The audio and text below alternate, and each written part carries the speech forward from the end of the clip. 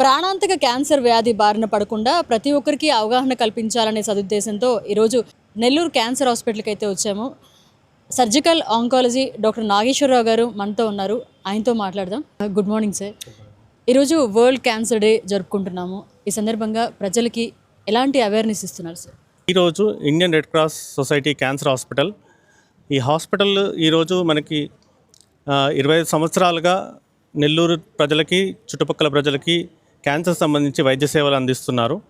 So మేము ఈరోజు silver Jubilee celebrations కూడా చేస్తున్నాము. అదేవిధంగా ప్రజలందరికీ కూడా క్యాన్సర్ సంబంధించి అవేర్నెస్ ప్రోగ్రామ్స్ అనేవి కండక్ట్ చేశాము. సార్, ముఖ్యంగా ఏ అలవాట్లు ఉండడం వల్ల ఈ క్యాన్సర్ వచ్చే అవకాశం ఉంది సార్?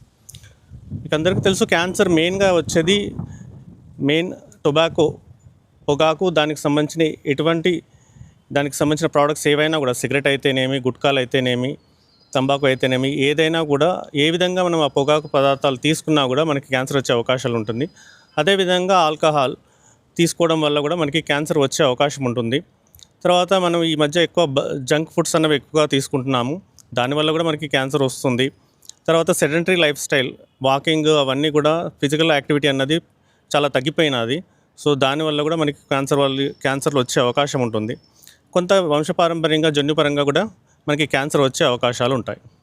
అయితే సార్, చాలామంది మాకు ఎటువంటి బ్యాడ్ హ్యాబిట్స్ లేవు అయినా కూడా మాకు క్యాన్సర్ అటాక్ అయింది అని చాలామంది బాధపడుతుంటారు. అది ఎందువల్ల అంటారు సార్?